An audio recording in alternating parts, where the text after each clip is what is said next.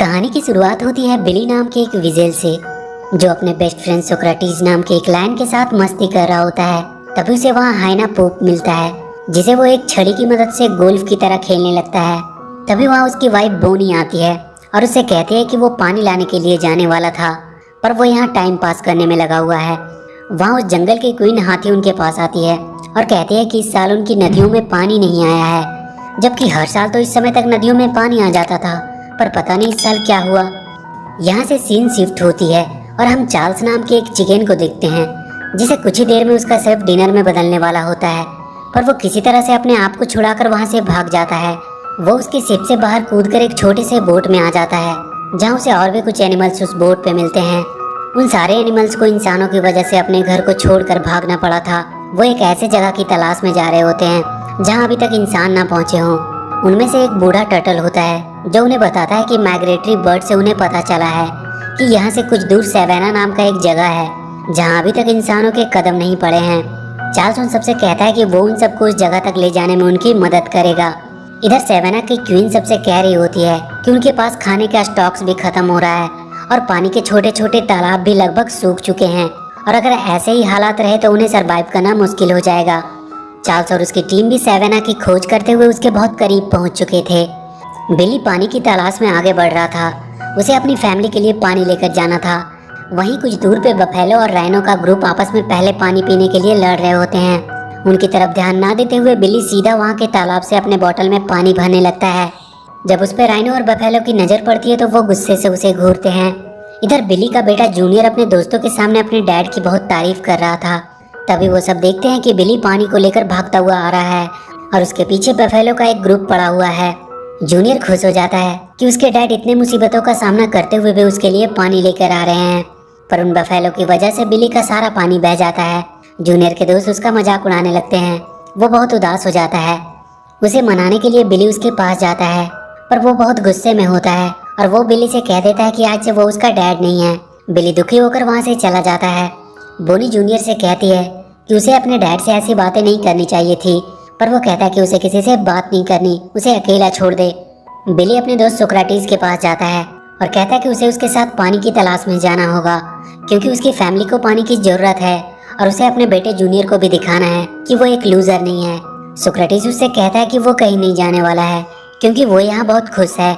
बिली अकेले ही जाने लगता है।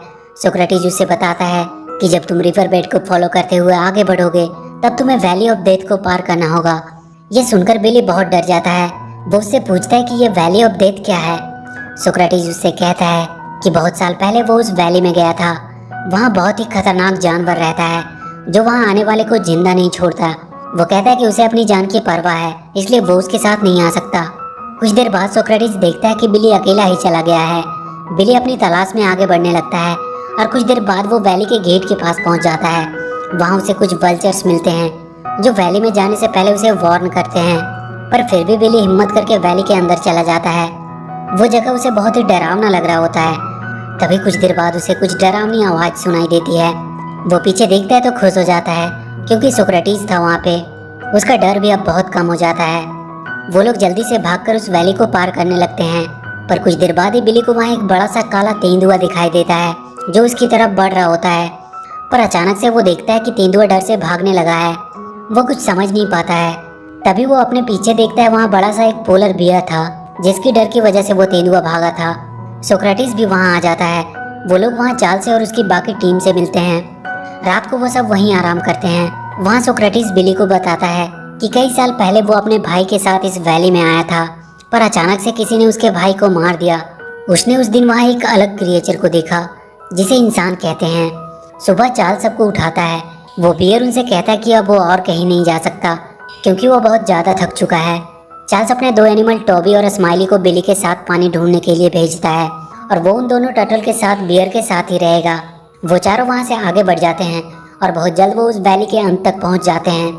उन सबको वहाँ एक बड़ा सा डैम दिखाई देता है। उसी डैम की वजह से उनकी नदियों का पानी रुका हुआ था। वो सब छुपते हुए डैम के ऊपर जाते हैं। वहाँ वो देखते हैं कि नदी का सारा पानी यहाँ पे किसी ने कैद करके रखा हुआ है। वहीं डैम के पास एक ईडन पैराडाइज नाम का होटल था, जहाँ आज बहुत से देश के लोग क्लाइमेट चेंज की मीटिंग अटेंड करने के लिए आने वाले थे। उस होटल का मालिक वहाँ आए हुए डेलीगेट्स को अपने होटल में अपना पालतू मंकी टोटो से उनका वेलकम कराता है। इधर एक वाटर बोट के सहारे वो चारों एनिमल होटल तक पहुँच जाते हैं। वो सब होटल के अंदर जाकर मस्ती करने लगते हैं। बिली और सोक्रेटिस वहाँ के कॉन्फ्रेंस रूम में पहुँच जाता है, जिसे देखकर वहाँ के सारे लोग बहुत डर जाते हैं। वो तुरंत होटल के ऑनर को कॉल करते हैं। ऑनर वहाँ का हंटर को आवाज़ देता है। हंटर अपनी बंदूक लेकर वहाँ आता है और बिली को शूट करने लगता है। बिली उससे बचने के लिए वहाँ के पूल में गिर जाता है, पर वो हंटर वहाँ का इजेक्शन बटन दबा देता है, जिससे बिली डैम के पाइप से होते हुए बाहर गिर जाता है। पर वहाँ उसे टोटो बचा लेता है। टोटो उन सभी एनिमल को हंटर से बचाने के लिए उस होटल के एक रूम में उन्हें छुपा देता है, पर वो सारे मिलकर उस होटल के कमरे को पूरी तरह से बर्बाद कर देते हैं। टोटो उन्हें समझाने आता है कि ऐसा करने से वो अपनी जान को खतरे में डाल रहे हैं। बिली उससे कहता है कि वो लोग यहाँ छुपे नहीं रह सकते, क्योंकि उन्हें उनकी फैमिली के लिए पानी लेके जाना है। टोटो उनसे कहता है कि उन्हें डैम के फ्लड गेट्स को खोलना होगा, जिससे उनकी नदियों में वापस से पानी जाने लगेगा। टोटो उन सबको लेकर डैम के मोटर रूम में पहुंचता है। बिली फ्लड गेट्स को खोलने की कोशिश करने लगता है। तभी वहाँ वो हंटर आता है और सोक्रेटिस को शूट करके बेहोश कर देता है। बिली से वहाँ का एक बटन दब जाता है, जिसकी वजह से फ्लड गेट्स खुलने लगता है और वो भी उसमें गिरकर बहने लगता है, और उसमें बहकर वो वहाँ से बाहर निकल जाता है। टोबी और स्माइली भी उसके थ्रू ही बाहर आ जाते हैं। वो हंटर जल्दी से फ्लड गेट को बंद करता है और उन सबको मारने के लिए अपनी जीप लेकर उनके पास पहुंचता है।